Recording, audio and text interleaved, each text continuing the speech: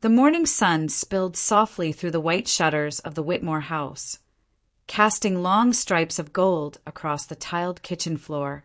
Outside, the palms swayed lazily in the warm December breeze, the kind of winter only Florida could have, bright and deceptive. The air smelled faintly of cinnamon and salt from the nearby Gulf. Susan Whitmore stood by the counter, her hands deep in soapy water, rinsing the last of the breakfast dishes. It was a quiet ritual she had kept for years, the one space of peace left in a house that no longer felt like her own. Behind her, Marla's heels clicked on the floor. The sound alone carried entitlement. "So," Marla began, scrolling through her phone, "I confirmed the last group. 25 people total. My mom, her sisters, their kids, the cousins from Miami, and of course Uncle Elias and Aunt Griselda. Everyone's coming here for Christmas Eve dinner." Susan froze, the sponge slipping slightly from her hand. "Here," she repeated softly, though she already knew the answer. Marla didn't even look up. "Yes, here. I told everyone we'd host this year. Our house is perfect for it. The dining room, the view, the patio lights. Oh, and I'll need you to move the ceramic vases from the buffet table. They don't really match the Christmas aesthetic I'm going for." Susan turned slowly, wiping her hands with a towel. "You told them we'd host." "Yes," Marla replied with a light laugh, still scrolling. "Why? It's not a big deal. You love Christmas, don't you? Besides, you always say this house feels too quiet. It'll be good to have people around." The words landed like a small slap, polished with courtesy, wrapped in manipulation. Susan had learned to recognize that tone years ago, the one that dressed control as kindness. Before she could answer, Ryan walked in, coffee mug in hand. "Tie half done. Hey, what's going on?" "Nothing," Marla said cheerfully. "Just confirming the guest list for Christmas Eve. Oh, and honey, I'll need you to pick up a few things from Costco later. The turkey, drinks, maybe extra chairs. We'll probably rent some too." Ryan blinked. "Wait, 25 people? Here." Marla rolled her eyes. "Yes, Ryan. It's family. My family. You know how they are. Everyone wants to be together. It's Christmas." He chuckled awkwardly, scratching the back of his neck. "Sure. I just wish you'd told me sooner." "You were busy," she replied sweetly, then turned back to Susan. "Oh, and Susan, could you help with the cooking? You make that roast everyone loves, right? It would be amazing for the main course. I'll handle the decorations. Well, I'll supervise. You know how to make things actually taste homemade." The silence that followed was heavy, almost sacred. Susan stared at her son. He avoided her eyes, pretending to adjust his tie. Marla smiled, perfectly unaware, or perhaps perfectly aware, of how cruelly effortless her words sounded. For 5 years, Susan had done it all. Cooked every holiday meal, washed every dish, ironed every tablecloth, smiled through every passive-aggressive comment. It had started small, with "Could you help?"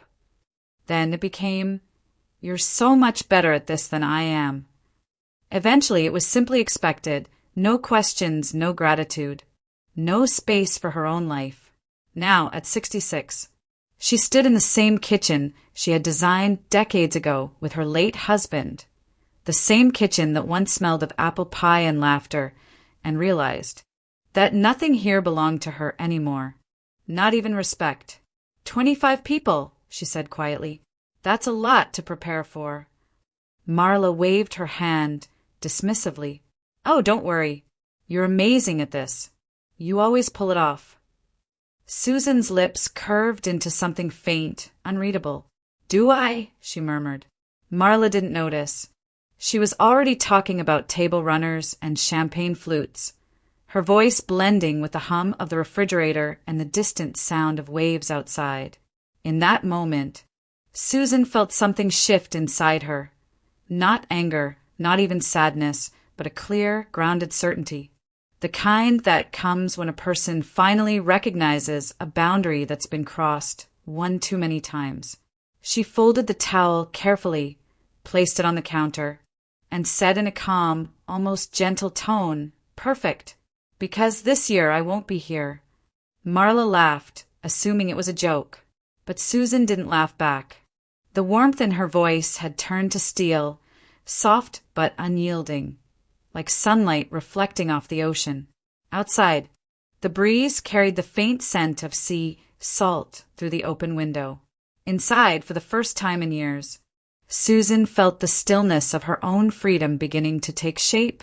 By noon, the Florida sun had climbed high above the palms, flooding the Whitmore kitchen with a sterile brightness that made every corner too visible, every silence too loud. Susan sat at the table with a cup of tea, the faint hum of the dishwasher filling the air. Marla stood by the counter, arms crossed, her phone tossed aside for once, her voice sharp, her patience gone. "So, you're serious?" Marla demanded, eyes wide with disbelief. "You're really not helping with Christmas? Not even a little?" Susan didn't look up right away. She stirred her tea slowly, her movements unhurried. "That's right," she said at last. "I won't be hosting, cooking, or cleaning. It's your event, Marla. You can handle it." Marla laughed, a short, incredulous sound that didn't reach her eyes. "Handle it? You expect me to do everything by myself? Susan, be reasonable. I have a business to run, calls to take, people to manage. You can't just—" "I can," Susan interrupted softly, "and I just did." The younger woman's jaw tightened. "You're doing this on purpose, aren't you? To make me look bad in front of my family. God, you always play the victim when you don't get your way." Susan finally met her gaze. "No, Marla. I'm just tired of playing the maid in my own home." Marla blinked, thrown off by the calmness in Susan's tone. "This is ridiculous. You've always helped before. What's changed?" "Nothing," Susan replied, setting her spoon down with a quiet clink. "That's the problem." The front door opened. Ryan stepped inside, his briefcase in one hand, his shirt slightly wrinkled from the humid air. "What's going on?" he asked, glancing between them. "Your mother's refusing to help with Christmas," Marla snapped. "She's decided she's too good for it this year." Ryan sighed, rubbing the bridge of his nose. "Mom, come on. It's just one dinner. You know how much it means to Marla's family." Susan leaned back in her chair, her expression unreadable. "I do. That's why I won't do it again. I've spent 5 years making sure everyone else felt welcome here, except me." "Mom," he began gently. "I think you're overreacting," her voice cut through the air, steady but firm. "Overreacting? Ryan, do you remember last Christmas? When Marla invited her friends from Miami without telling me. I stayed up until 2 in the morning cooking because she forgot to order catering." Ryan's mouth opened, then closed again. "Or the year before," Susan continued, "when I asked for a small dinner, just family, and somehow 40 people showed up because she said, 'Oh, Susan doesn't mind. She loves hosting.' Do you know what I did that night? I washed dishes until my hands bled." Marla rolled her eyes. "That's dramatic." Susan stood slowly, her chair scraping against the floor. The sound was enough to make Marla flinch. "No, what's dramatic is how easily you both assume I'll fix everything. How you call it helping when it's really servitude. You take my kindness, my time, my home, and you call it love." Ryan's voice faltered. "Mom, it's not like that." "Isn't it?" she asked. "Every time Marla wants to impress someone, I cook. Every time you two have guests, I serve. Every time something goes wrong, I'm the solution. But when I say no, suddenly I'm the problem." The air grew thick. Marla looked away, biting her lip. Ryan's shoulders slumped under the weight of words he couldn't defend. Susan's voice softened, but the steel beneath it remained. "You've both forgotten that I'm not your employee. I'm your mother, your family, but that only matters when you need something. No one spoke. The only sound was the slow ticking of the kitchen clock and the low hum of the refrigerator. Then Susan added quietly, almost to herself, "Maybe it's time you learn what life looks like without me cleaning up after it." She turned toward the window. The ocean shimmered beyond the palm trees, endless and calm. Behind her, Marla muttered something under her breath, but Susan didn't respond. For the first time in years, she didn't have to. The silence that followed wasn't peace. Not yet, but it was the beginning of it. That night, the house was quiet, too quiet. The kind of silence that doesn't soothe, only amplifies everything beneath it. Outside, the waves from the Gulf whispered softly against the shore, and the warm December air drifted through the half-open window. Susan sat on the edge of her bed, her reading glasses slipping down her nose, the faint blue glow of her laptop illuminating her face. She had locked her bedroom door for the first time in years. Her fingers hovered over the keyboard before she finally opened a folder marked simply "Private." The sight of those files made her heart tighten. They had been sitting there for 3 months, like a secret she'd been afraid to touch again. Tonight, though, she needed the reminder of why she had stopped trusting her own family. It had started one ordinary afternoon in September. Susan had been cleaning Ryan's office, a space she was never asked to tidy but always did. There, hidden behind a stack of old invoices, she found a folder labeled with Marla's name. Inside were bank statements, printed emails, and photocopies of credit applications. She remembered sitting on the floor, reading through them, each line pulling the air out of her chest a little more. Marla owed more than $50,000 in credit card debt. Several of the accounts were under Ryan's name, opened without his knowledge. Others were personal loans with the house listed as collateral. Susan remembered how her hands had started to shake, how her vision blurred as she saw the words home equity and secured by property. Their home, the one she and her late husband had built, brick by brick over 30 years. At first, she tried to rationalize it. Maybe Ryan knew. Maybe it was a misunderstanding. But that illusion shattered when she found a series of emails between Marla and one of her friends. The messages were casual, almost playful. "He's too naive to notice anything. Once I convince him to sell the house, I can pay everything off and start fresh. He'll thank me later." Susan felt her stomach twist. Even now, as she reread those words on the screen, she remembered that night vividly, the sound of the waves outside, the ticking of the clock, the weight of betrayal settling like lead in her chest. She hadn't slept at all. By morning, the grief had hardened into something sharper, not rage, but resolve. That was the day she began to prepare. She contacted an old friend, a real estate lawyer in Tampa, to understand how to protect her home. Within weeks, her property had been transferred into a trust in her name only, invisible to Ryan or Marla. She moved her savings into a new account, one they couldn't touch. And for the first time, she began to think not like a mother or a victim, but like a strategist. Now, as she sat in that same quiet room, her fingers traced the trackpad of her laptop, scrolling through her hidden documents, evidence of everything Marla had done. Photos of receipts, messages, loan confirmations. Proof. It all sat there, neatly arranged, waiting. Susan leaned back, the faint smile of someone who'd stopped hoping for fairness and started building her own version of justice. The betrayal still hurt, it always would, but it had given her something new. Clarity. Outside, the ocean murmured against the shore, a constant rhythm beneath the stillness of the night. Inside, Susan closed the folder, shut her laptop, and whispered to herself, "Never again." And for the first time in years, she meant it. The following weeks blurred together, a quiet rhythm of daily routine layered with deliberate secrecy. From the outside, Susan appeared unchanged, the same calm woman watering her orchids, reading by the patio, greeting neighbors with soft smiles.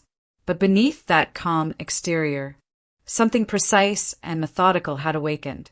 The The night after she discovered Marla's hidden debts, she reached out to a name she hadn't spoken in years, Paul Edmonds, a retired police officer turned private investigator. She remembered helping his daughter through high school literature back when she still taught. Now he owed her a favor. When she called, his voice was still warm but cautious. "Mrs. Whitmore, what exactly do you need me to find?" Susan hesitated, staring at the photos on her desk, Ryan and Marla on their wedding day, all white smiles and promises. "I need confirmation," she said quietly. "Not guesses. Proof of what my daughter-in-law has been doing with my son's name." Within a week, Paul delivered more than she'd expected.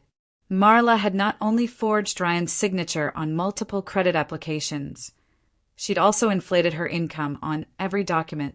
Her claimed salary as a boutique owner was triple the truth. She'd been using that illusion to impress people and to borrow money from them, too. Paul's report included screenshots of Marla's public posts, photos in designer boutiques, luxury brunches, captions like #WhitmoreWealth, #FamilyGoals. She'd even told her relatives in Miami that the Whitmores owned multiple properties on the Gulf Coast and that Susan was a former investor sitting on a small fortune. Susan had stared at those words for a long time, her breath shallow, a quiet anger pulsing in her chest. It wasn't about the lies anymore. It was about how easily Marla had turned her generosity into ammunition. The next morning, Susan met with her attorney in Tampa. The conversation was simple, clinical. "I want to protect my home," she said. "Permanently." Her lawyer, a sharp woman named Denise Porter, looked over the documents and nodded. "You'll want to transfer ownership into an irrevocable trust. That way no one, not even your son, can sell, refinance, or use the property as collateral without your consent." Susan felt something inside her click into place. Let's do it. For weeks after that, she played her part perfectly. She smiled through dinners, listened to Marla's shallow chatter, and kept every detail of her plan to herself. While Marla posed in the living room for Instagram photos captioned, "Our beautiful home. Can't wait for the holidays," Susan quietly finalized every signature that would make that home legally untouchable. She changed her bank accounts, redirected her pension deposits, and created a new safety net no one else could access. Every step was calculated, every move designed to ensure that when the storm finally came, she would be the only one standing dry. At night, she would sit by her bedroom window, watching the distant glow of boats moving across the dark water. Sometimes, she wondered how long it would take before Marla realized what she'd done. But mostly, she just felt the slow return of something she hadn't known she'd lost control. The last page of Paul's report remained open on her desk, a photograph of Marla at a cafe, laughing with her friends, bragging about how easy it is to manage an older woman if you keep her busy. Susan didn't flinch. She simply folded the paper, slid it back into the folder, and whispered to herself, "Keep me busy, then." It wasn't rage anymore. It was preparation. And in that still coastal night, Susan Whitmore, once the family's quiet backbone, began turning into something far stronger. 2 weeks later, on a soft Friday afternoon, the Florida sun slanted through the blinds of Susan Whitmore's study. The room smelled faintly of lemon polish and sea air. On her desk sat her laptop, a cup of mint tea, and a stack of neatly arranged documents, each one a piece of the puzzle she had been building in silence. She opened her email drafts folder, her cursor blinking against the pale screen. Every word mattered now. This wasn't anger anymore, it was precision. She had learned long ago that revenge didn't need volume, it needed timing. Her fingers moved slowly, composing the first message. Subject: Concern about a family matter, dear Elias. I hope this message finds you well. I wanted to ask for your advice regarding a sensitive situation involving Marla and Ryan. I'm worried they may have overextended themselves financially, and I don't know how to help without making things worse. You've always been the most reasonable voice in the family, and I trust your judgment deeply. Warm regards, Susan. Attached, by accident, was a set of scanned statements and credit summaries, the unpaid balances, the hidden loans, the proof of fraud. She checked the attachment 3 times before clicking send. Then she opened 2 more drafts, one for Griselda and one for Enrique, both carefully worded, kind but unsettling. Each message carried the same undertone. I'm worried. Please advise me. I might have misunderstood, but something feels wrong. When the last email was gone, she leaned back in her chair, watching the inbox clock tick past 3:07 p.m. The ocean breeze outside carried the distant cries of gulls and the laughter of children walking home from school. To anyone else, it was just another coastal afternoon. For Susan, it was the quiet start of an unraveling. By early evening, the replies began to arrive. The first came from Griselda. Sharp, formal, efficient. Dear Susan, I appreciate you bringing this to my attention. I had no idea my sister was in such a position. I'll be in touch soon. This cannot wait. Then, from Elias, his tone far more direct. Mrs. Whitmore, thank you for your honesty. I'm deeply concerned about what you've shared. My family and I will be arriving in St. Petersburg earlier than expected. The 23rd morning, in fact. I believe we should discuss this face-to-face. Finally, Enrique replied in disbelief, his message shorter than the rest. This explains a lot. She's been asking me for a business loan, said your son approved it. Unbelievable. Susan reread them all with a small, measured smile. She hadn't accused Marla of anything. She hadn't lied. She'd simply shown the truth and let gravity do the rest. Her plan had always been built on quiet logic. Expose Marla not through confrontation, but through consequence. Let the people she deceived be the ones to confront her. The next morning, Marla came downstairs humming, oblivious, talking about menu ideas and floral arrangements. She didn't notice the faint glow of Susan's computer screen or the calm expression on the older woman's face. Did you see the new holiday decorations in downtown St. Pete? Marla asked, pouring herself coffee. I'm thinking we could do something similar for the patio. Gold lights. White linens, very minimalist. Susan smiled faintly. That sounds perfect, she said. I'm sure your family will love it. And they would, just not for the reasons Marla imagined. As the sun dipped below the gulf that evening, the house filled with soft golden light. Susan closed her laptop, sealing the next phase of her plan with a single click. The bait was set, the hook, invisible but certain, and somewhere hundreds of miles away. 3 members of Marla's family were already rearranging their flights, unknowingly walking straight into Susan's quiet masterpiece. The morning of December 23rd arrived warm and still, the kind of Florida morning that pretended to be peaceful. Pale sunlight washed over the white fences and hibiscus bushes outside, while the ocean air carried the faint scent of salt into the Whitmore kitchen. Upstairs, Susan Whitmore zipped the last corner of her suitcase. Her movements were steady, deliberate. Every item she packed had been chosen with care. Her laptop, a folder of legal documents, 2 linen dresses, and the gold pendant her husband had given her before he passed. Nothing more. The rest of the house she left untouched, like a stage set awaiting its final act. Downstairs, Marla's voice echoed faintly from the living room. She was on the phone, giving last-minute instructions about catering, decorations, and delivery times. Yes, 25 people. No, I don't need help. My mother-in-law's around somewhere. She'll handle it, Marla said lightly, unaware of the irony. Susan smiled to herself. She picked up a small envelope from the bedside table, a single handwritten note inside. The paper smelled faintly of lavender. In her neat, old-fashioned handwriting, she had written only one sentence. Enjoy your perfect Christmas. She placed it on the kitchen counter beside the coffee machine. where Marla would find it soon enough. At 7:15 a.m., Susan wheeled her small suitcase down the driveway. The taxi waited quietly by the curb, engine humming.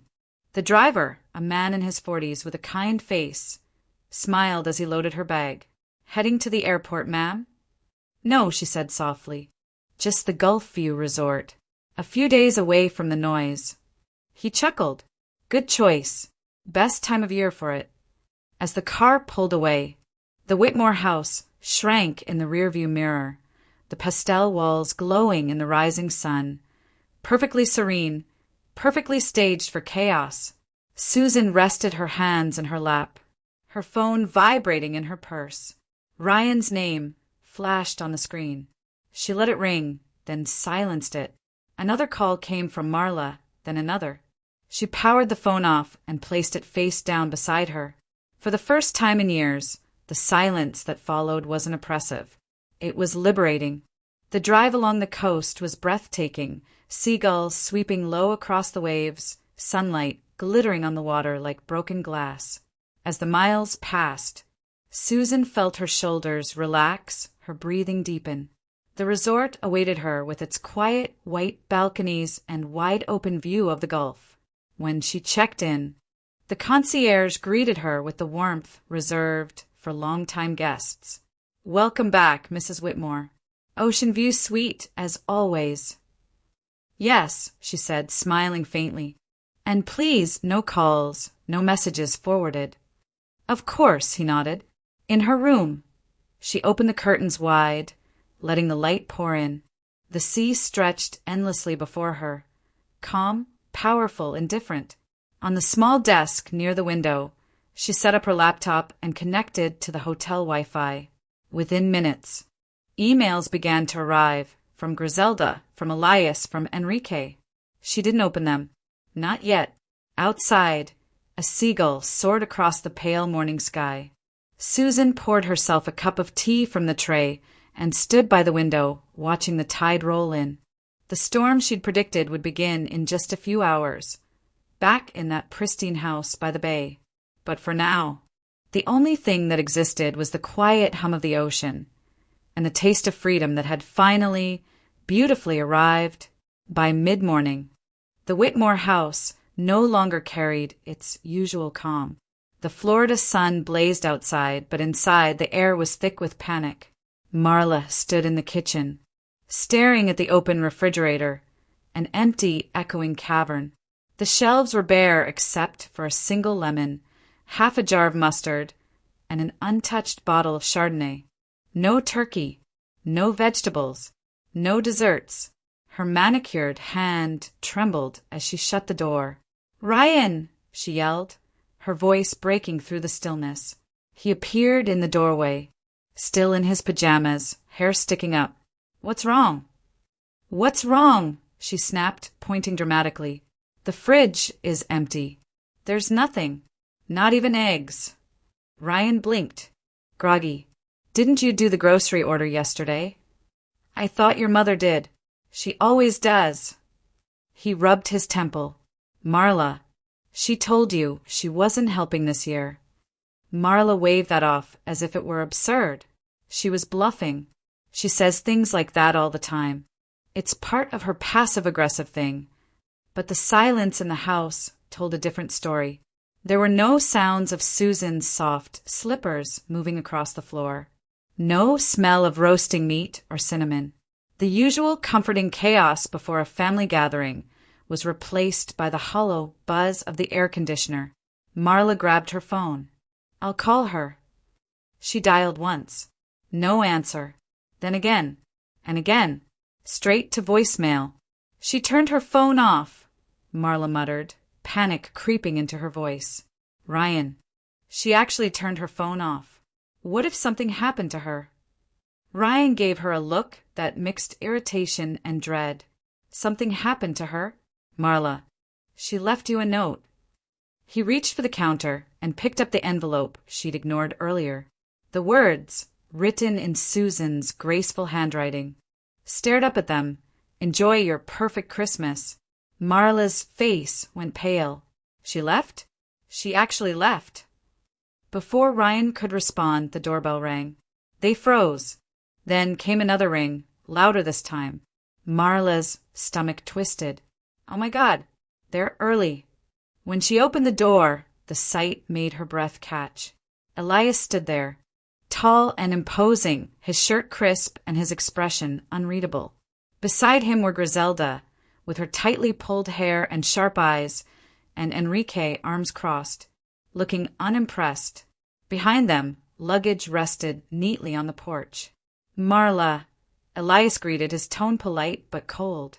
I hope this isn't a bad time. We thought we'd surprise you. Came a day earlier. For a second, Marla forgot how to speak. Oh, of course, she stammered. Come in. Please come in. They stepped inside. Looking around, the smell of disinfectant and emptiness greeted them. No tree lights, no cooking aromas, no music. Where's Susan? Griselda asked sharply. We expected to see her preparing. She's always so organized. Marla forced a laugh. Oh, she stepped out. A quick errand. You know her. Can't sit still. Elias's gaze swept the barren counters, the unwrapped table settings, the absence of any holiday cheer. An errand that leaves the house looking abandoned. Ryan tried to salvage the moment. There's been a misunderstanding. We'll have food ready soon. Soon. Enrique repeated with a smirk. There's not even a salt shaker on the table. Marla could feel her pulse in her throat. It's just a little delay. We'll fix it. Everyone relax, please. But no one relaxed. Elias pulled a folded paper from his jacket, the printout of Susan's email. Marla, he said slowly, perhaps you'd like to explain this first? Marla's knees nearly buckled. She recognized the attachment before he even unfolded it, her financial records, the debts, the forged documents. Her mouth went dry. Where did you? From Susan, Griselda interrupted. She thought we should know before the holidays. How thoughtful of her, don't you think? Marla looked at Ryan, desperate, but his face was ashen, his eyes scanning the pages Elias handed him. You opened accounts in my name? He asked quietly. I can explain. Don't bother, Griselda said. You'll have time for that later. The kitchen, once Susan's sanctuary, now felt like a courtroom. Marla's voice cracked as she tried to gather control, but the damage was done. Every word Susan had written had detonated perfectly, right on time. Meanwhile, 40 miles away at the Gulf View Resort, Susan sat on her balcony, wrapped in a light shawl, watching the horizon melt into gold. The sea breeze lifted her hair as she opened her laptop. Her inbox blinked with new messages from Elias, from Griselda, from Ryan, all marked urgent. She didn't open any of them. Instead, she closed the lid, took a slow sip of tea, and smiled faintly. Back at the Whitmore house, chaos echoed through the halls. Raised voices, accusations, the sound of everything Marla had built on lies beginning to crumble. Susan leaned back in her chair, the sound of the waves filling her ears. The storm had finally arrived, and she didn't even need to watch it to know exactly how it looked. By late afternoon, the Whitmore house had transformed from festive chaos into something colder, like the quiet that follows a storm surge. The guests had stopped pretending to be polite. Voices echoed down the hallway, sharp and overlapping, as Griselda rifled through the papers she'd found inside Marla's office drawer. Her hands trembled with fury as she held them up for everyone to see. Another card, she said, her accent slicing through the air. Opened last month, under Ryan's name. $20,000. Marla froze at the kitchen island, pale and glassy-eyed. That's not what it looks like. It looks exactly like theft. Griselda snapped. You used your husband's identity, his credit, his name, and you let us believe you were this successful, self-made woman. Elias took the papers from her hand, his jaw tightening as he read each line. This is a pattern, he said. A lie built on top of another lie. Ryan, standing by the doorway, felt the floor tilt beneath him. "Marla, please tell me this isn't true." She tried to smile, but her voice wavered. "I only meant to fix things, Ryan. I was going to pay it back before anyone noticed." "Pay it back," he repeated, his tone breaking. "You mortgaged our house, forged my signature, and you were going to pay it back." Elias turned toward her, his composure finally slipping. "You've embarrassed all of us," he said. "Do you have any idea how this looks? You bragged about wealth that wasn't yours, borrowed money you couldn't repay, and used your husband as a safety net." Tears began to spill down Marla's cheeks. "I didn't mean to hurt anyone, but you did," Griselda cut in. "And Susan was the only one who had the decency to warn us." The name hit the air like a trigger. "Where is Susan?" Elias asked, glancing at Ryan. "We tried calling her. She won't answer." Ryan swallowed hard. "She's gone. Took a trip. Left this morning." Elias raised a brow. "Smart woman." He pulled out his phone and, after a brief pause, dialed Susan's number again. Miles away in her ocean view suite, Susan's phone vibrated softly against the wooden table. She glanced at the screen, saw Elias's name, and after a moment, picked up. "Mrs. Whitmore," he began, his voice measured. "I just want to confirm that what you sent us, the documents, the statements, they're all authentic." "They are," Susan said calmly. "I verified them myself before forwarding anything. I thought you deserved to know the truth." There was a long pause on the other end. When Elias spoke again, his tone had softened. "You did the right thing. I'm sorry it came to this." "I'm not," Susan replied, her eyes fixed on the horizon. "Some truths need daylight." Back in the Whitmore kitchen, Elias ended the call and turned toward the others. "It's all real," he said simply. "Every cent, every signature." Ryan closed his eyes. The realization struck hard. The house, his credit, his reputation, all tangled in his wife's deceit. "I trusted you," he whispered. "I defended you against my own mother." Marla reached for him, but he stepped back. "Don't," he said quietly. "Just don't." Griselda gathered her purse, shaking her head. "We came here for Christmas dinner," she muttered bitterly. "Instead, we walked into a scandal." Elias's final words were low but firm. "Clean this up, Marla, or it'll clean you out." One by one, the relatives left, slamming the door behind them. The sound echoed through the empty house like a gavel. Marla stood alone amid the mess. The untouched decorations, the burned-out candles, the silence that followed the collapse of her carefully crafted illusion.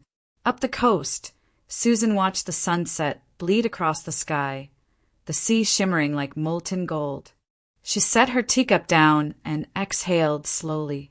The truth had done what it always did, destroyed the fragile and revealed the strong. She didn't need to see Marla's tears to know they'd come. Some storms, she thought, didn't need thunder. They only needed truth and time. The morning of December 24th arrived cool and gray, the kind of Florida winter morning that smelled faintly of rain and salt. A thin mist hung over the street as a black sedan rolled to a stop in front of the Whitmore house. The door opened, and Susan Whitmore stepped out, wearing a cream coat and holding a leather portfolio under one arm. Beside her, Denise Porter, her attorney, adjusted her glasses and gave a small, knowing nod. From the outside, the house looked almost peaceful, but as Susan walked up the driveway, she could already hear it. Raised voices, the sound of things being moved, the unmistakable panic of a household in collapse. She pressed the doorbell once.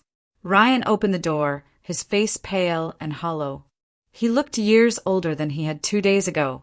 "Mom," he said softly, his voice thick with shame. "Good morning, Ryan," she replied calmly. "May I come in?" He stepped aside without a word. The house was a disaster. Half-packed boxes littered the foyer. The Christmas tree leaned awkwardly in one corner, its ornaments half removed, as though someone had started taking it apart mid-argument. Marla sat on the couch, eyes swollen, phone in hand. She looked up when Susan entered, her expression flickering between guilt and desperation. "Susan," Marla began, forcing a tremor into her voice. "I'm so sorry. Everything got out of hand. I was going to explain—" "You don't need to explain," Susan interrupted gently. "I already know." Denise set her briefcase on a coffee table and opened a folder, sliding a set of notarized documents across the polished wood. "Mrs. Whitmore asked me to join her today to make things clear for everyone." Ryan frowned. "Documents?" Susan's tone remained calm, almost kind. "Yes, these are the legal confirmations for the Whitmore family residence. As of last month, the property was transferred into an irrevocable living trust under my name. That means this home cannot be sold, refinanced, or used as collateral without my written consent. Ever." Marla blinked. "Wait, what? You can't just—" "I can," Susan said softly. "And I did. 3 weeks ago." Denise nodded. "Everything was executed legally and properly. The trust ensures the property's protection. Mrs. Whitmore is the sole trustee. No one else has any claim." Ryan sank into the nearest chair, his hands covering his face. "So, the house is yours, completely." "It always was," Susan replied, her voice steady but not unkind. "I just stopped pretending it wasn't." Marla stood abruptly, anger and panic flaring. "This is unfair. I live here. My things will be packed," Susan said evenly. "You have until tomorrow morning to remove your belongings. After that, I'll have the locks changed. Denise will oversee it." For a long moment, the room was silent except for the distant sound of seagulls outside. Marla's lips trembled as she tried to speak, but no words came. The defiance that once animated her was gone, replaced by disbelief, the kind that comes when someone realizes the game is truly over. Ryan finally looked up at his mother. His voice was low, raw. "Mom, I didn't know. About the loans, the accounts. I swear I didn't." Susan's expression softened slightly. "I believe you." She stepped closer and placed a gentle hand on his shoulder. "But you looked away for too long. Sometimes silence lets the wrong people speak for us." He nodded, tears threatening. "I'm sorry." "I know," she said, "and I hope you'll learn from this. But I'm done cleaning up after other people's choices." Denise gathered her papers. "I'll have the locksmith here by 10 tomorrow," she said quietly. Susan nodded. "Thank you." Then she turned back to Marla. "You once said I was just an old woman who couldn't let go of the past. You were right about one thing. I don't let go easily. Not of my home, not of my dignity, and certainly not of the truth." Marla said nothing. She only stood there, trembling, as Susan walked to the window. The rain had started to fall outside, light and steady, washing the dust from the pavement. Susan turned back to the room, her tone calm, almost serene. "Christmas is about peace," she said, "and I intend to have some." Then she lifted her coat from the chair, nodded to her lawyer, and left the house the same way she'd entered, graceful, composed, and utterly in control. Behind her, the Whitmore house fell into silence, the kind that follows when justice has finally and quietly been served. Christmas Day arrived soft and golden, the kind of day when the Gulf looked like glass and the air carried the faint scent of oranges and sea salt. The chaos of the week before had melted into a silence, so complete it felt almost sacred. Susan sat on the front porch of the Gulf View cottage she'd rented, a light shawl around her shoulders, a teapot steaming beside her. From where she sat, the horizon stretched endlessly, a silver blue ribbon meeting the sky. The world had gone still. Even the gulls seemed quieter, circling lazily above the water. Susan held a letter in her hand, the paper slightly crumpled, the ink uneven. The return address was familiar, Ryan Whitmore. She had found it that morning, slipped beneath her door, delivered by the resort staff with a polite smile. For a long time, she simply held it, feeling its weight without opening it. When she finally did, the words were hesitant, scrawled in his careful handwriting. Mom, I don't know where to start. Everything I thought I understood collapsed this week. I've been angry, ashamed, and more lost than I've ever been. You were right. Kindness shouldn't mean surrender. I see now what you were trying to protect, not just the house, but yourself. I hope someday you can forgive me for not seeing it sooner. Merry Christmas, Mom. Love, Ryan. Susan read it twice, her eyes calm, her breath steady. There was no bitterness left. No triumph either, just a quiet understanding that some lessons in life came too late for explanations, and that was all right. She folded the letter neatly and placed it on the small table beside her teacup. The ocean shimmered as the sun climbed higher, its surface catching the light like thousands of tiny mirrors. Somewhere far behind her, in the house that once held her silence, Ryan was beginning again, perhaps a little humbler, a little wiser. She didn't need to know what came next for him. Her story had already reached its peace.